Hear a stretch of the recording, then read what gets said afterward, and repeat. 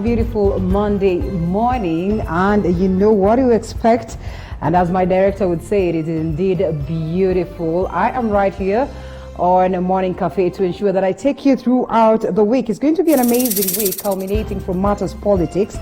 And we take a look at the battle that we still are dealing with, that is the COVID-19 pandemic, even as it officially drains the Kenyans into that financial distress as captured on the newspapers. But then again, not just captured, but it's actually their reality. So we'll be taking a look at all this. The political season is here and is rife, and issues are coming on board in regards to how well the Jubilee Party is braced, first of all, to ensure that it takes the people of Kenya towards the 2020 election, but most importantly, how it's going to help them out of this COVID-19 pandemic. And also, we take a look at how best President Uhuru Kenyatta is going to attain his legacy. He's conducted a proper purge that is set to be, of course, to continue. And one would argue that he is probably doing this based on the fact that he's interested on maintaining a legacy. He says that he's whipping out the people who've been distracting his move towards attaining the legacy, the Big Four agenda that has suffered so much loss and a blow,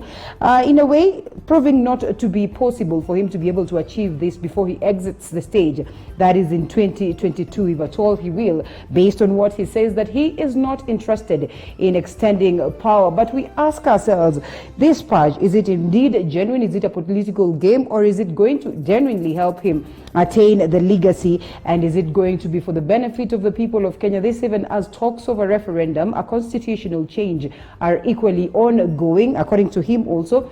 There's need to change the constitution so that at least the issues of the people of Kenya are addressed, then he will certainly proceed to rally for that. So we have so much also, even as we continue digging deep into that report that came out last week in regards to most of the school girls, that is teenage girls being impregnated across different counties. It's pretty much unfortunate, our report, but we dig deep into understanding that. And as many would have argued, indeed, it is what is playing out across these different counties, courtesy of COVID-19. Issues are coming on board also on how divorces are on the rise across different areas, courtesy of COVID-19, because then again, we are not used to staying together as a family, at that setup for the longest of time, now that people are not going to the office. So there's so much in regards to the matters of news right here. Later on, we'll also have a Masuso on board on the lifestyle segment. We'll be taking a look at what it entails to be a Masuso and what it means to go for that session, that massage session once in a while, how healthy or how helpful it is, especially for people who are battling out, with lifestyle diseases. So welcome on board once again. It is, like I said, a bright Monday morning right here on Morning Cafe. And as always, the norm, we kick off with the newspaper review, but not before I remind you that it's important you interact with us. Hashtag Morning Cafe at TV47 is the Twitter handle where you can drop your messages at Linda_Alela. Let's get to hear what you have to say, and we proceed. And your feedback is pretty much important, even as we take a look at also the numbers that we are at on matters COVID-19. So indeed, that is the biggest story we'll be taking a look at on the People's Daily. And coronavirus drives Kenyans into financial distress, something that I started by saying, and 87% say cost of food has gone up, while 67% are unable to comfortably buy medicine. 54% of employed, that is formally and informally, Kenyans say their salaries have been reduced. That's pretty much unfortunate of a report. 74% urban dwellers say they are unable to pay their rent. This is what is happening right here, and it is indeed something that is damning and of course causing lots of distress, even as we take a look at what the numbers stand at. 4,738 confirmed cases, 1,607 recovered people so far, 123 deaths registered as at now. 260 tested positive as of yesterday. That is the last 24 hours until the last address that was there. 100 days, exactly 100 days after we recorded the first case. So 140,012 samples have been tested since the first case was reported in Kenya. And I can see the guest of the day who's going to be taking us through the newspaper is already here. Of course, he will be taking us through this. Philip Mwangale, thank you so much for finding time. I know you will say hi to us as we proceed. But here we are also coming to the aspect of politics. I'll not be the one to delve deep into them because I can also have my opinion, but it's important that we get this from the guest of the day, Ruto members of parliament, and why we won't attend Uhuru's meeting. Whether at all they will attend is a question of wait and see, slated for 9 a.m. this morning. And of course, Chief Whip Wangwe wants that renegade legislatures of dire consequences as reports emerge of DP allies plan to launch a Jubilee Asili party for the 2022. These talks played out last week hugely, and we'd love to hear what our panelists will have to say in regards to this. And according to Emmanuel Wangwe, he says that I have not heard whether the DP allies have taken a position not to attend, but in the event that they fail to attend or they decide to skip this meeting, then definitely there will be some consequences in regards to the same. It's detailed on page 4 of the People's Daily, and we'll be delving deep into understanding these repercussions. And petition ruling poses threat to 10 legislatures who served as MCAs. That's also a story that has been captured on page 2 of the People's Daily. An interesting story also, and still on matters corruption right here in the country. And let's try and see whether we're able to get a hold of that. Yes, Waibara petition acid test for 10 members of parliament who are ex-ward representatives. Former MP wants election of Gatundu North member of parliament Wanjiku Kibes nullified. And here's the story right here, still on matters politics. We'll get to hear the take of Philip as we proceed. And crossing over to the next page, that is page 4 and page 5, and we have keep off Kisii politics. Governor's seat rival tell Simba Arati. There you go. What exactly is captured in this? And Dagoretti North, a member of parliament, Arati's entry into Kisii County governor race is causing jitters, with possible opponents telling him to stick to Nairobi politics. Interesting one right there. As we proceed, we'll get to hear the take of Philip on regards to the same. Ruto allies in plan to skip president's meeting with members of parliament. Like I said, it is captured on page 4. The meeting is slated for this morning. That is likely to extend the purge within the Jubilee party, even as talks are that President Uhuru Kenyatta was asked by this move of Deputy President William Ruto proceeding to set up the Jubilee Asili in what they only purport that is just an area where they were holding the meetings, now that they were denied access to the Jubilee headquarters. And as they would say, they are Jubilee Damu, they stick with Jubilee. This is contrary to what we have witnessed throughout the weekend. So, Philip, you're on standby. Good morning. Good morning to you, Linda. How are you? I'm okay. You? I'm doing good. Good to see you this Monday morning. Great. Good to see you. And eagerly waiting to hear your take on, of course, especially the matters of politics right here in the country. And the meeting is slated for 9 a.m. That's exactly what I've been talking about. And as it is said, Ruto allies are in plan to skip a president's meeting with MPs. I've had those who have been planning the meeting, including David Murathe, say those who will not attend would face dire consequences. I do not see any more grievous consequences than what those who have been axed from committees, those who have been dismissed from their positions that had been fronted by the Jubilee Party. I do not foresee anything big. I think the die is cast for those who are called rebel MPs within Jubilee, and so I think they might just receive an admonishing and perhaps be completely ostracized from the party. So we wait to see what is going to happen.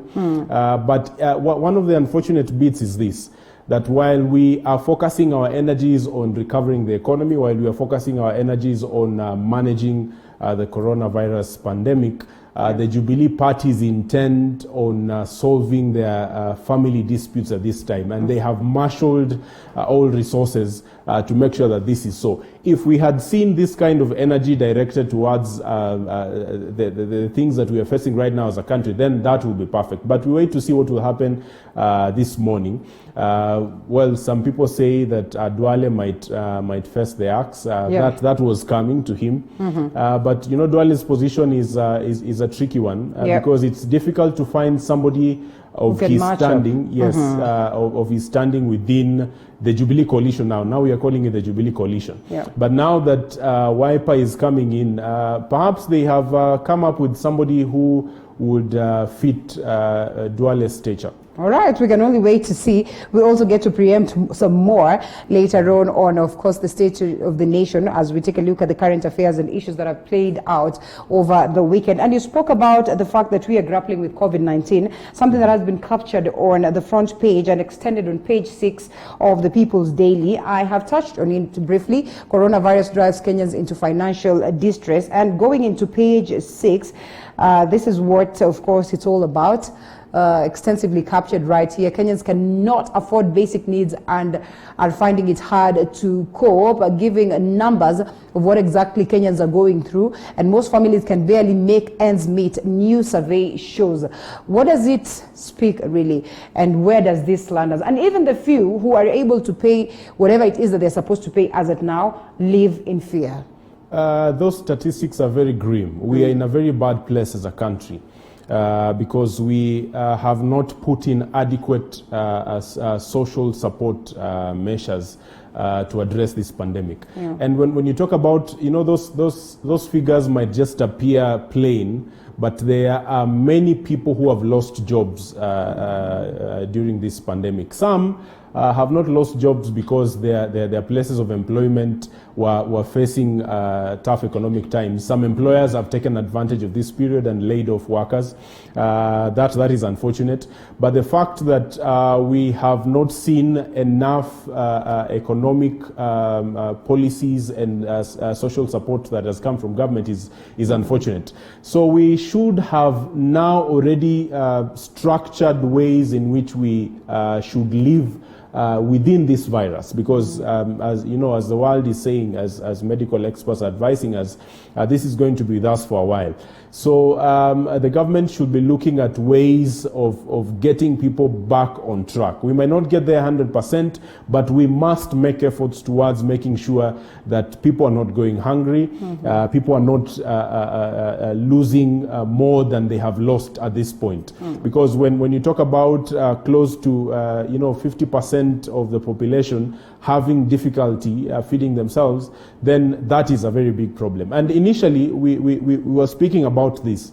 The government should have put in place measures, like other countries that have handled this, have taken this pandemic in stride. They should have put in place measures to ensure that in the face of unemployment, in the face of households facing a precipitous decline in household income, then the government should step in, because Kenyans have been paying taxes for a long time, most of which has been stolen, most of which has been misappropriated. So we should have expected the government to take advantage of these times and address those social issues. That's pretty much unfortunate. And the numbers not coming from the blues, like we had said. These have been, of course, captured by the InfoTrack survey, and it highlights the pressure that families are facing since the first local COVID-19 case was reported. That is exactly 100 days, as of yesterday. And crossing over, of course, they say Kagwe most trusted to pass coronavirus information still in the country. That is the Health Cabinet Secretary Mutahi Kagwe remains the most trusted person to give reliable information on coronavirus disease. A new poll has equally shown that. As we proceed also, and there's this story that has been captured here on Matters Politics, so we briefly touch on it because then that's what we'll be expounding on later. And a Senate committee inquiry into Waiguru Oster set to kick off, and hearing will start tomorrow and will last for 2 days before House team retreats to compile a report. Do we need to speak much on this really, or we can only wait and see? I think we should wait and see. We have spoken we've spoken a lot about what is happening to Waiguru and Kirinyaga generally, and how that is likely to pan out at Senate. So let's wait for the 2 days to be concluded. Though I think in future we really need to address the issue of procedure in terms of impeachment, because I do not think that 2 days is enough for the county assembly to articulate their issues and for Governor Waiguru to defend herself. We also, the voluminous documents, we are yet to see whether those documents were really documents that she intends to use, because I don't understand how, for a case as simple as that, you'd give in truckloads of documents. That reminds me of Kamlesh Patni's tact in trying to sink those who are listening to his case in paperwork. So let's wait and see. Perhaps on Wednesday, the committee will have concluded its findings, and we'll know Kirinyaga County's fate. All right. Yeah. Speaking of which, there's also been a talk of ousting or impeaching impeaching that is Macharia, the CS for transport, and now Coast Freighters rights activists support Macharia's ouster motion. What do you make of this? It looks like at the level of Parliament, a majority of members of Parliament have come out in defense of him, but Moha still maintains that he's going to proceed with this. And now clearly, some of the people who are directly connected to the transport industry coming to support this motion. It is unfortunate, Linda, that we are seeing a parliament that is an appendage of the executive. Yeah. If that were not so, then Moha's motion perhaps would have carried some support, because we saw immediately he gave his intentions of tabling that motion. People were coming up in arms, members of parliament, saying they support CS Macharia because Macharia is this, Macharia is that.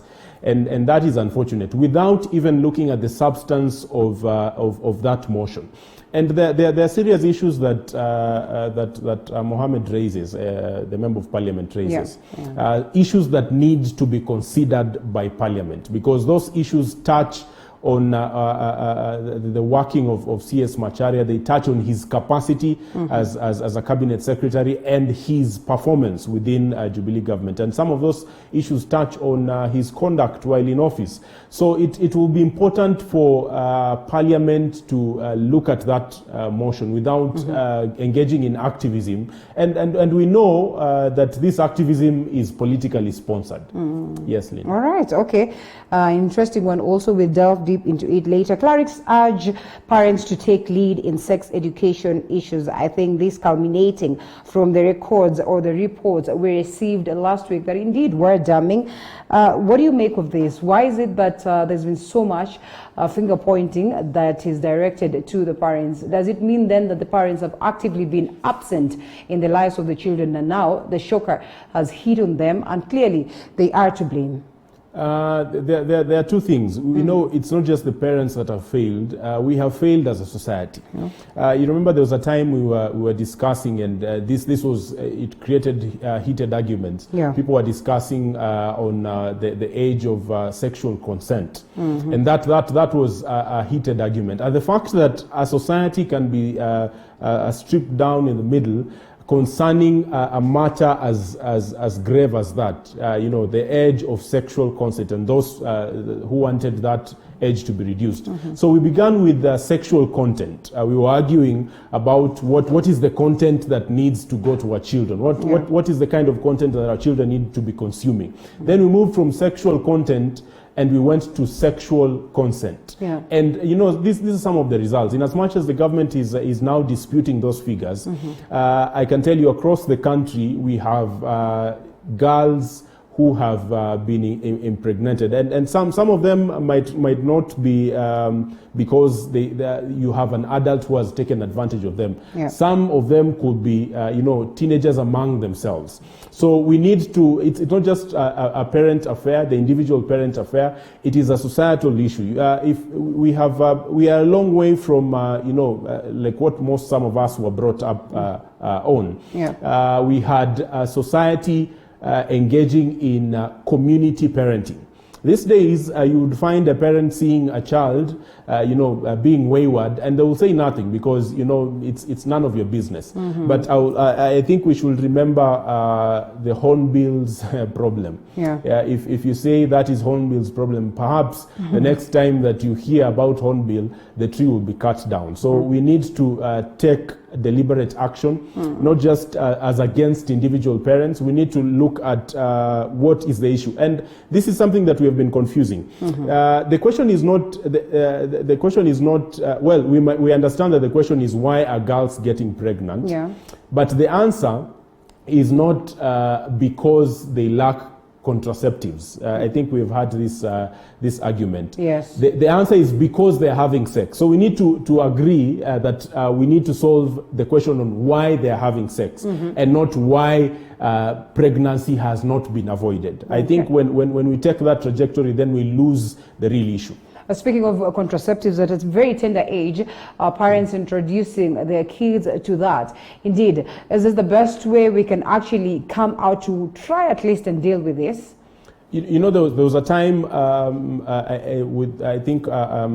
the peak of the HIV pandemic. Then I think it was a pandemic also. Yeah.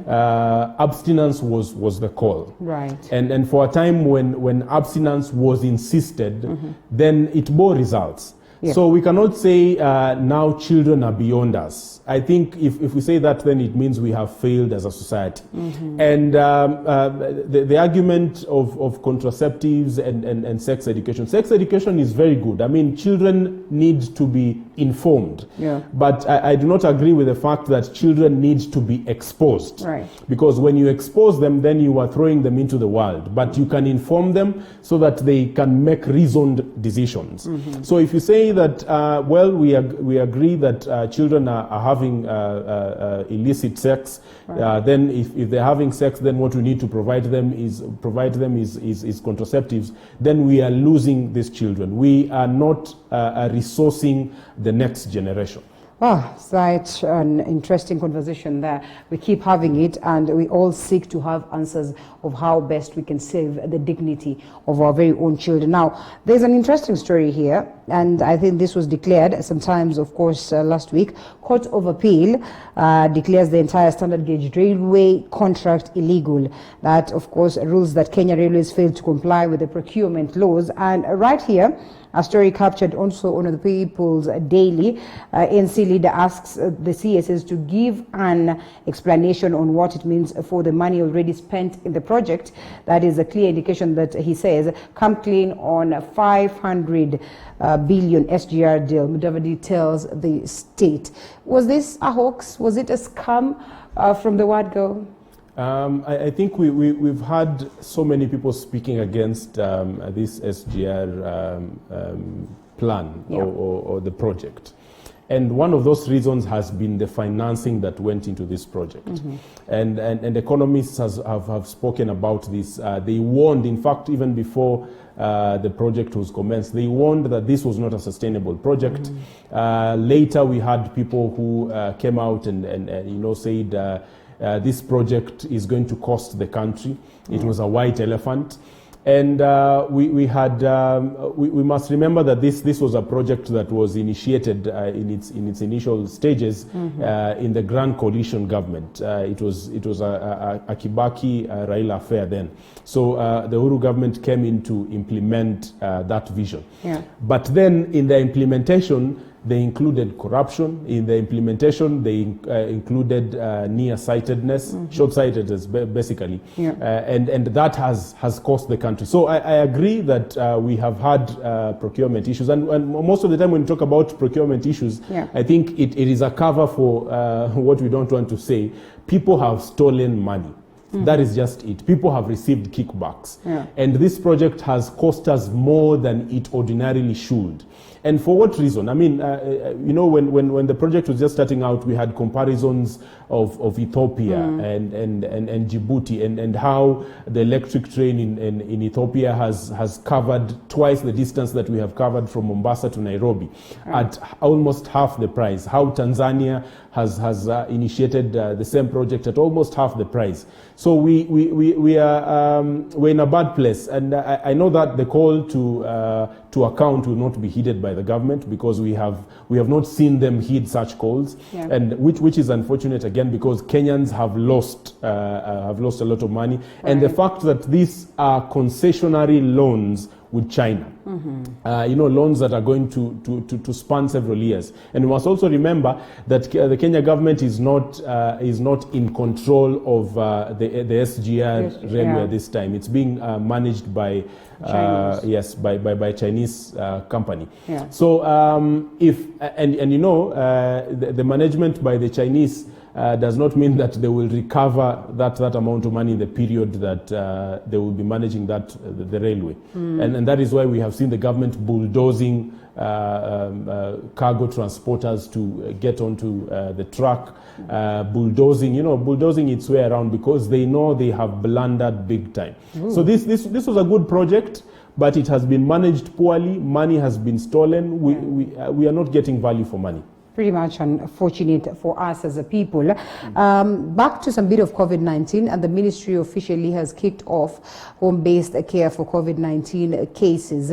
That is, of course, something that very many people have questioned whether we are capable of handling this. But as it is, the health system in the country is not also in a position to hold most of the numbers that are surging, or the numbers that are coming up by the day. I mean, when we look at such a scenario, where are we headed? Can we even guess where we are headed? As it stands, the number is 4,738, almost hitting the 5,000 mark. And this continues going up or shooting up by the day. Home-based care. Are we capable of dealing with this if at the level of course, the health matters in the country, we've not been able to?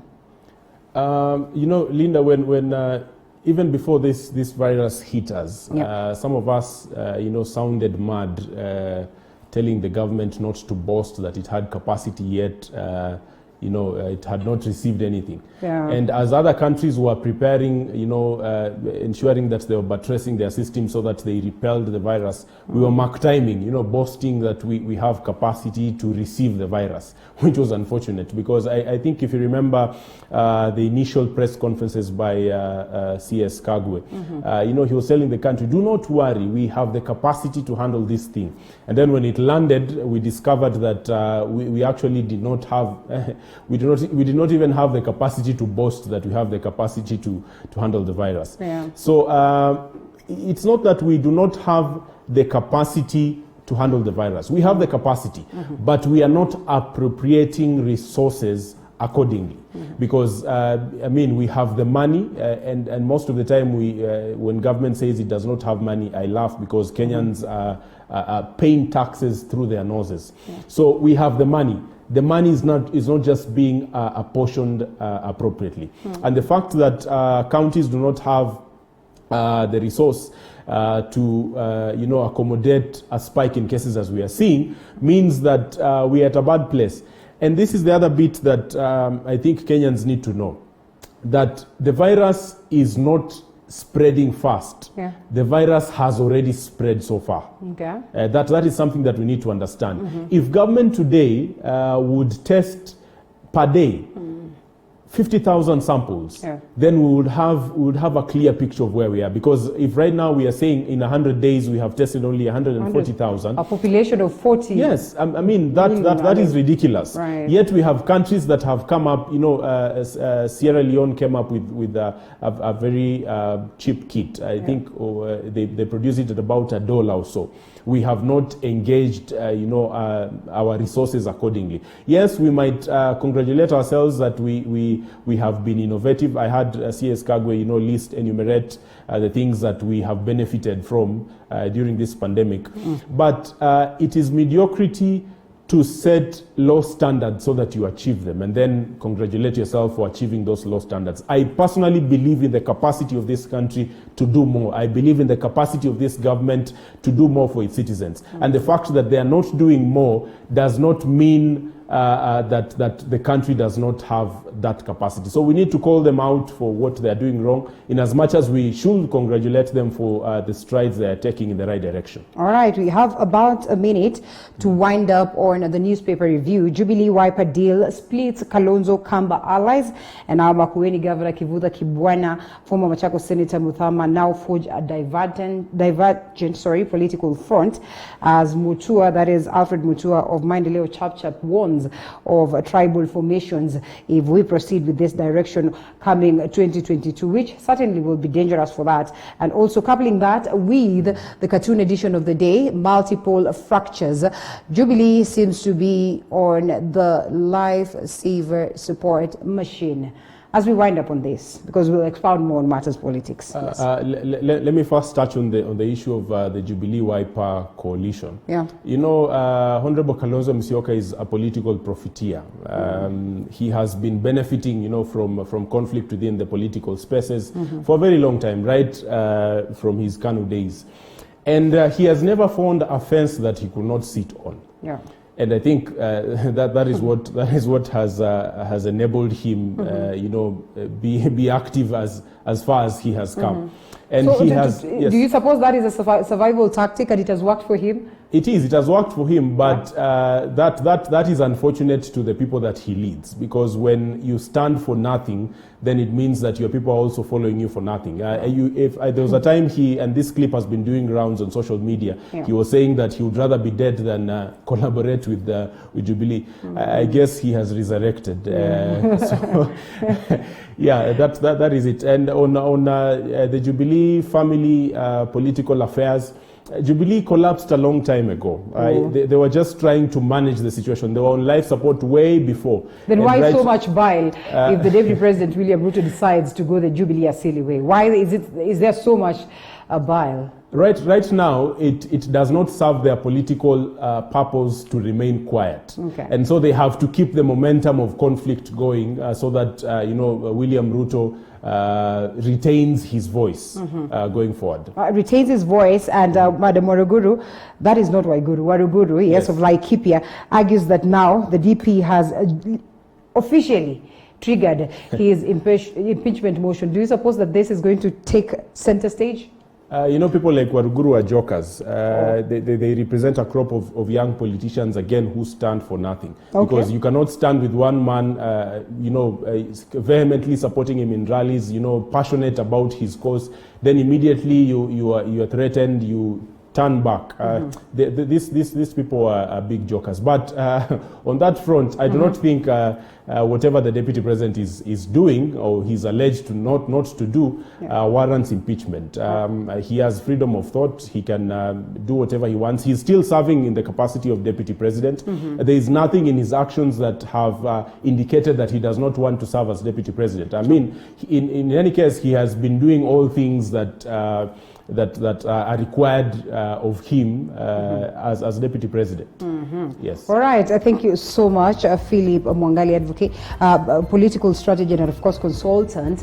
We'll be delving deep into matters politics on the next segment, but not before we take you through the news stories of the day. So I'll take a short break. I'll come back with these news stories of the day, and then cross over to the discussion as we expound more, as always, on matters politics and the events of the weekend right here on Morning Cafe.